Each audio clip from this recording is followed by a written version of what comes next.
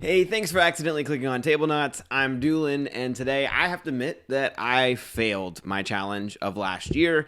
Over the course of 2024, I'm going to attempt to play all 270 board games that I own. And as sad as that sounds, it was actually a really difficult challenge, and it was really fun. I enjoyed it a lot.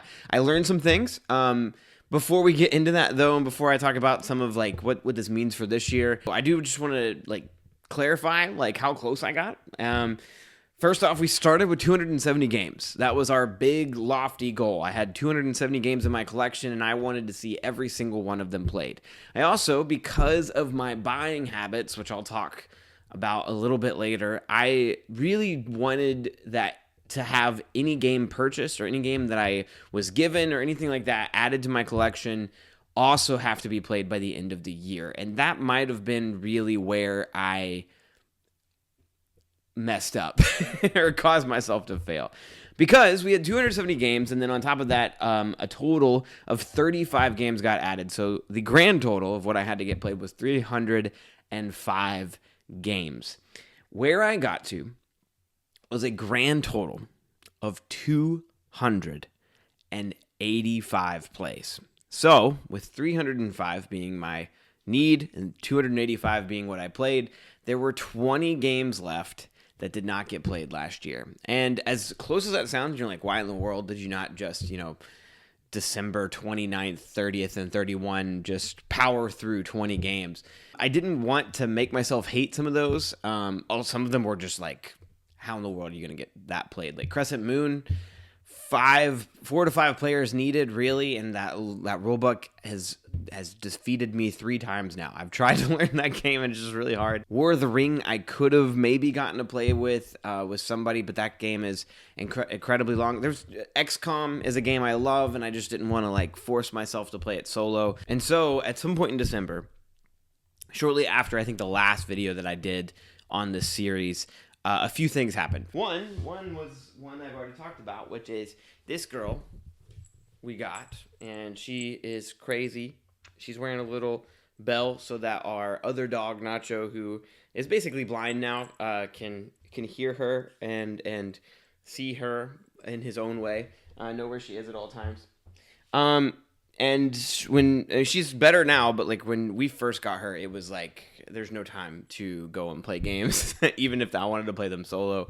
On top of that, my mom, we found out, had cancer, and she's right now, after 3 surgeries, guys, through December and January, she is now cancer-free, and we're hoping and praying that never comes back. She's got radiation to prevent it from coming back in the future, but for right now, she's cancer-free. But in December, that meant family time was a lot more serious. I didn't want to weigh them down with a whole bunch of games that we had to get played. And then with that, whenever we did have holidays and stuff, we just wanted to play the games that we love, right? We wanted to, we didn't know what was going to happen with Mom, and so we picked some of our favorites and just focused on playing those. And here's the thing.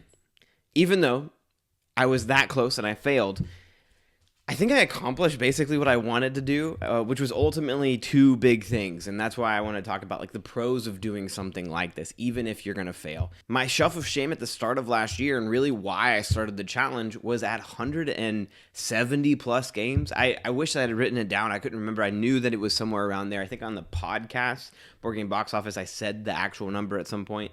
I can't remember what it was.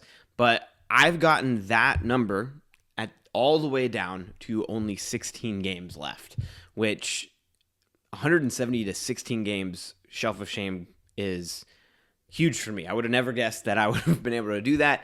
And more, my shelf of shame was just, it was that. I began to feel really bad about how many games were on my shelf that I had never played before.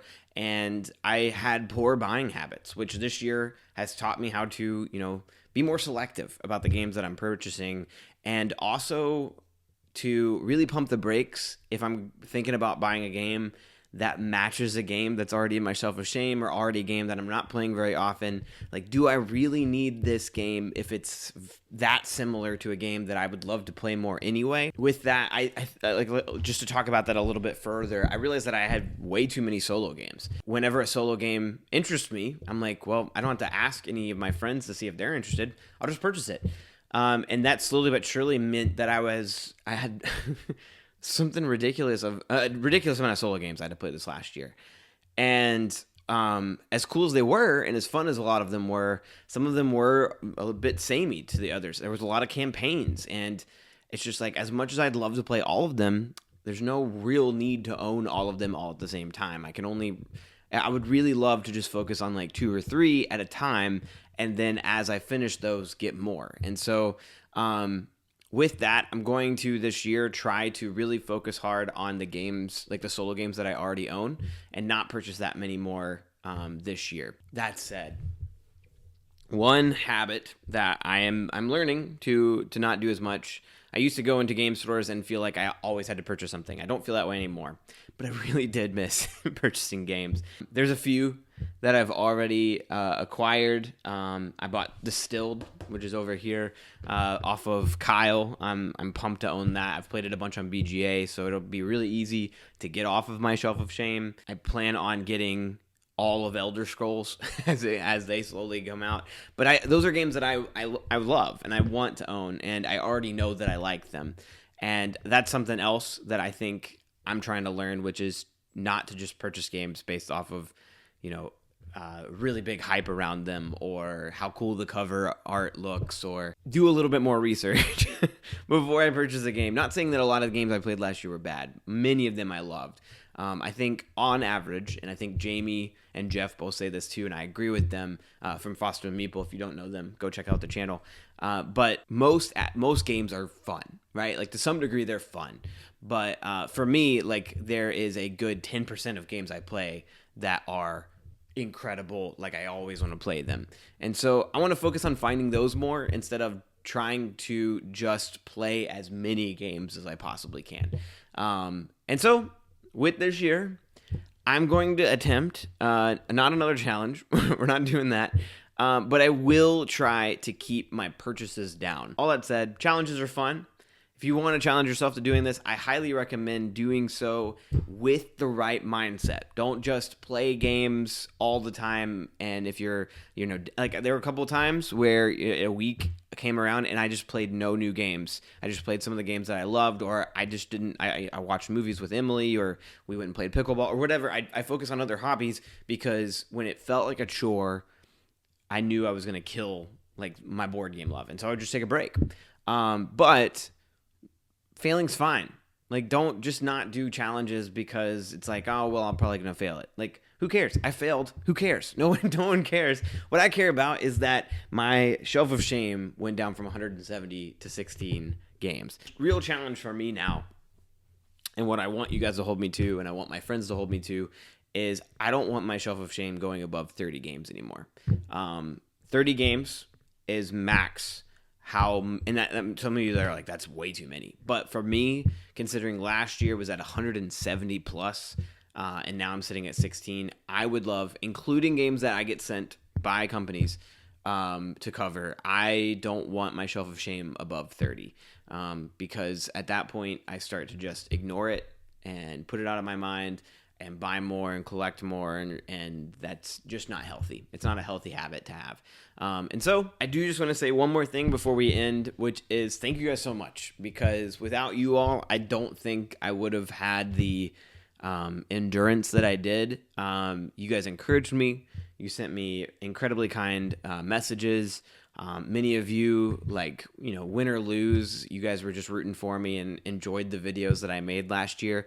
And that format I actually really enjoy.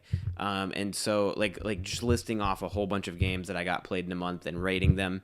I might continue to do that just with, the games I'm playing. So if you'd like to see that, let me know down in the comments. Or if you'd like me to just focus on other types of videos, I absolutely can. But all to say, thank you guys for being just the best community ever. It's humbling all the time to know that there are people that care about these videos that we make and stupid challenges that we fail. And y'all are the best. We love you. And I hope you have a great 2025, regardless of if you're doing any sort of board game challenges or not. I'll see you next time. My name's Doolin, and this is Tablenauts.